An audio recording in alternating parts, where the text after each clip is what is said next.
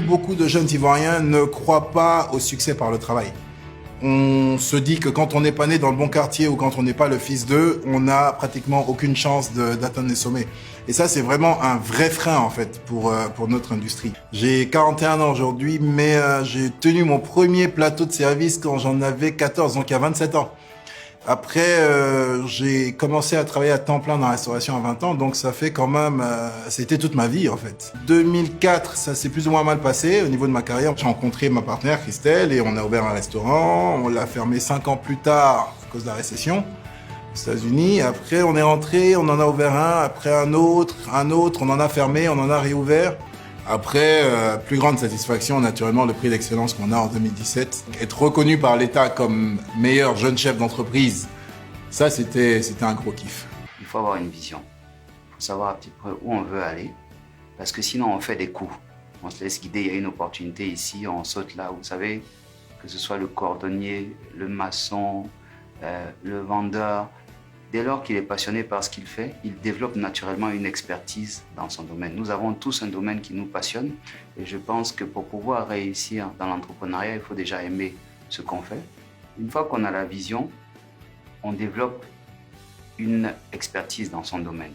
J'aime bien rappeler la différence entre l'entrepreneur et l'aventurier. C'est une anecdote qui est assez intéressante. L'aventurier, c'est celui qui a une idée, ce que j'appelais un coup. Il sait à peu près 30% de ce qu'il faut faire et puis il embarque tout le monde dans une aventure où il se dit qu'il va apprendre les 70% au fur et à mesure de l'aventure. C'est comme ça que vous pouvez arriver à avoir un maçon qui vous fait une maison à l'envers ou bien un cordonnier qui vous met la chaussure gauche à la place de la chaussure droite, vous voyez. Ça, c'est un aventurier. Il a eu un coup, il a eu une opportunité. L'entrepreneur, il connaît 70% de ce qu'il va faire.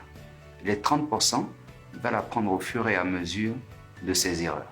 Moi, j'ai tenté, j'avais créé 7 entreprises. Je pense qu'il y en a 2 qui sont plus ou moins arrivées à prospérité. Les 4 autres ont connu des aventures peu glorieuses.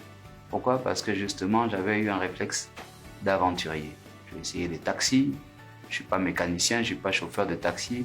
J'étais allé vers des opportunités. Je n'étais pas allé vers quelque chose, un, qui me passionnait, 2, dans laquelle j'avais développé une expertise. Quand je me suis lancé dans la mésofinance, j'avais déjà 25 ans d'expérience dans le domaine de la finance. Je savais ce que c'était la finance et j'ai juste adapté ce que je connaissais déjà à une réalité africaine.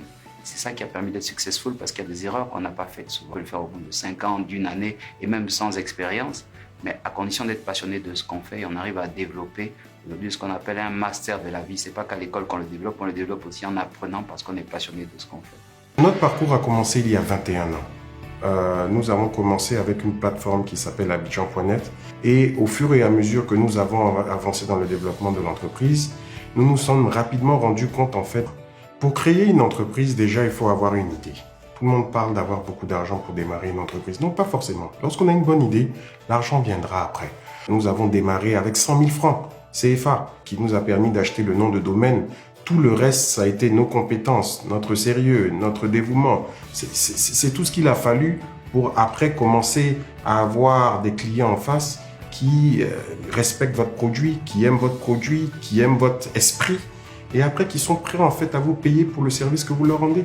Aujourd'hui, c'est l'idée, c'est l'innovation, savoir pouvoir s'adapter en fait à ce nouveau monde.